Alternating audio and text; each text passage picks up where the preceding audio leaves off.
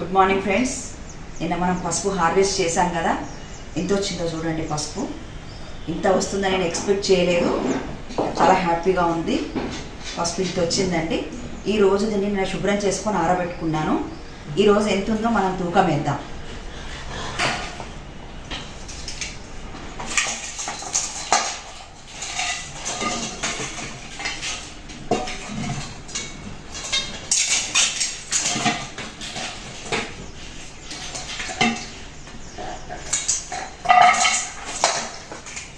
Half KG ఉంది నా దగ్గర.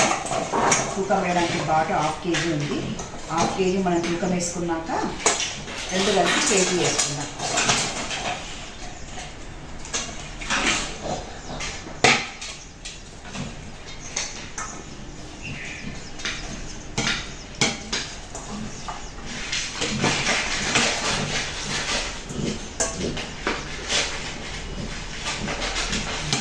కేజీ వేద్దాం.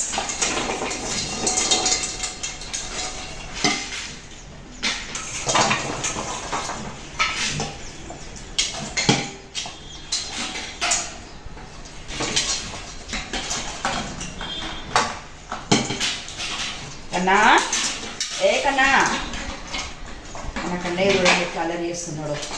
పోటీ వేస్తాడు.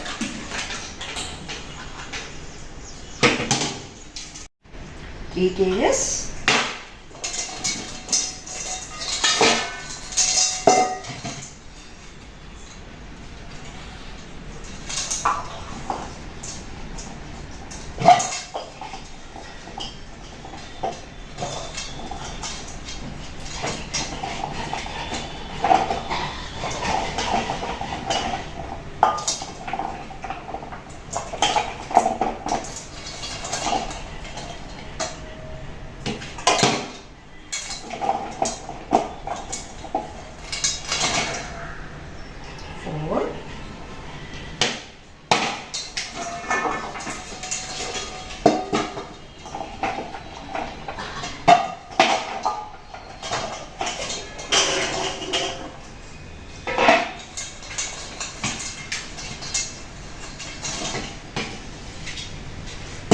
ఇది హాఫ్ కేజీ కదండి, ఇది తీసేద్దాము. హాఫ్ కేజీ కంటే ఎక్కువ ఉన్నాయో తక్కువ ఉన్నాయో చూద్దాం.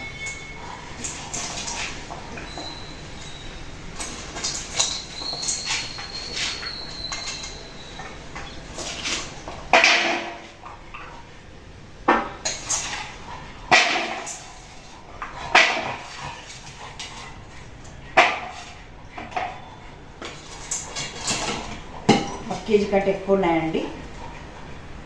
5 కేజీలు టోటల్గా 5 కేజీలు, కొంచెం ఎక్కువ వచ్చింది.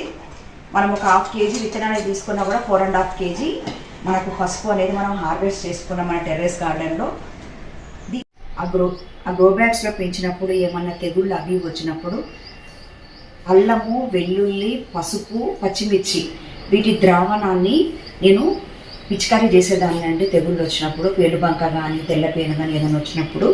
అంతేకాకుండా వేప నూనెతో నేను ఇచ్చేదాన్ని, వేప నూనె స్ప్రే చేసేదాన్ని. మొత్తం కిచెన్ వేస్ట్ తీసుకెళ్ళి పక్కల్లో, కిచెన్ వేస్ట్తో నేను ఎంప్లాయిడ్ కాబట్టి కిచెన్ వేస్ట్తో నాకు ఎరువు చేయడం చాలా కష్టం అనిపించింది. రెగ్యులర్గా టైం ఉండేది కాదు. అందుకని నేను మట్టి పక్కకు తోలు చేసి దాంట్లో పెట్టడం జరిగింది.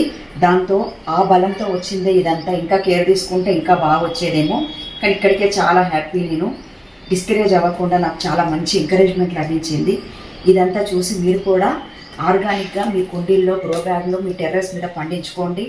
ఈ మందుల కల్తీ జీవితంలో హాయిగా మీ ఇంట్లో మీరు కూరగాయలు, పండ్లు, ఈ విధంగా పసుపు కానీ, ఉల్లికాయలు కానీ, ఉల్లిగడ్డలు కానీ అన్నీ చేసుకొని సంతోషంగా ఉండండి, ఆరోగ్యంగా ఉండండి. చూడండి ఎంత పసుపు వచ్చిందో. టోటల్గా 5 కేజీస్ మీదే వచ్చిందండి. 5.5 కేజీలు ఉంటుంది మొత్తము.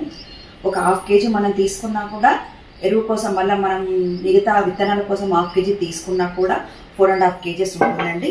మామూలుగా పసుపు 5 కేజీలు వచ్చిందంటే దాన్ని మనం పసుపుగా మార్చుకుంటే 1 కేజీ పసుపు వస్తుందండి. నాకు దాదాపుగా 1 కేజీ రావచ్చు. హ్యాపీ. కానీ మొట్టమొదటిసారిగా కుంకుమ చేద్దాం అనుకుంటున్నా పసుపుతోటి అమ్మవారికి. చూద్దాం ఏ విధంగా చేస్తామో చూద్దాము. Thank you.